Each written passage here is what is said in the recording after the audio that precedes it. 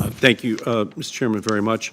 I'd like to just begin just by responding to a comment made by Mr. Shapiro earlier, and just say that the FCC's privacy rules are important protections that safeguard sensitive personal information of tens of millions of Americans who use broadband in our country. Furthermore, it was completely within the jurisdiction of the FCC to be able to put these essential rules on our books, and I will fight any efforts in Congress, whether by the CRA or otherwise, to roll back these pro-consumer rules.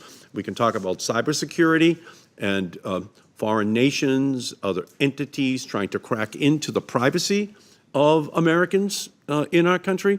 And that's important, and we should work together on a bipartisan basis to make sure that no one does crack into the privacy of our country. Vladimir Putin is teaching us a great lesson, but the same thing is true for American companies, foreign companies. When they have a hold of the privacy information of Americans, they too should be bound by what they can do with that information. They too should not be able to use it for their own commercial purposes without the permission of those consumers. There's no difference from a consumer's perspective who is cracking into their information. They want their privacy. These rules on the books are very important, and everything that we learn about the international hacking of our country once again reinforces the need for Americans to be given the privacy protections which we need. That's what the FCC did.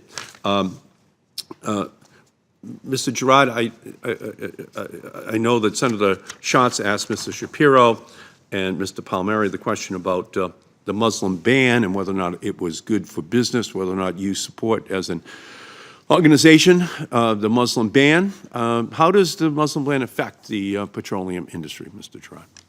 It's had some impact on some of our companies, excuse me, and I think you've seen that in some of the public reports. As the API, we don't deal with immigration policy, so we haven't taken a position on it, but you've seen some of the public reports of individuals getting held up in various areas. Obviously, we're a global industry. We travel globally. We have a lot of individuals around the world moving, so there has been some impact on our sector. And how has that impacted you? It's hard to tell to date how big that impact is. Like I said, I've read one or two press reports. Other than that, I'm not sure, Senator, how big it is. Many of the countries within which the American Petroleum Institute work are obviously Muslim majority countries. And so the travel that would occur between the United States and those countries has a real role in whether or not our companies are able to conduct their business in the most effective way possible, consistent with national security, but not sending a signal that, from my perspective, is unconstitutional, immoral, and un-American, that we're creating a suspect category of Muslims that absolutely, in my opinion, will create a chilling effect.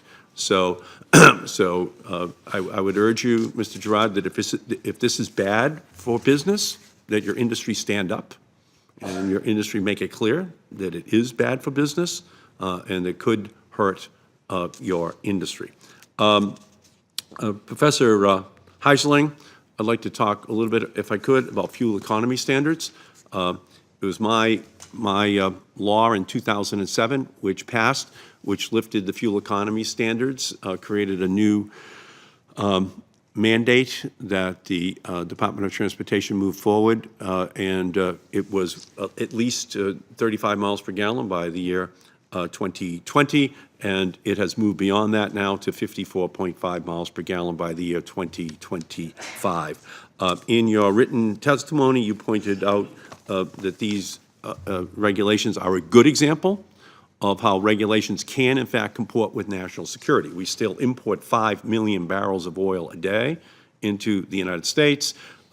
We import 3 million of those barrels from OPEC countries, from Saudi Arabia, from Algeria, from Iraq, and so that clearly is something that we want to reduce and eliminate, especially as we export young men and women over there to defend those shipments of oil coming into our country. Can you talk about the importance of those regulations?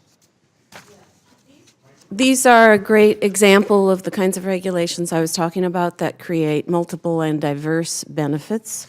Consumers save money. because they pay less in gasoline costs. The environment is helped by a reduction in air pollution. The climate is helped by a reduction in greenhouse gases. And so there are all sorts of ways. There are the national security concerns that you talk about.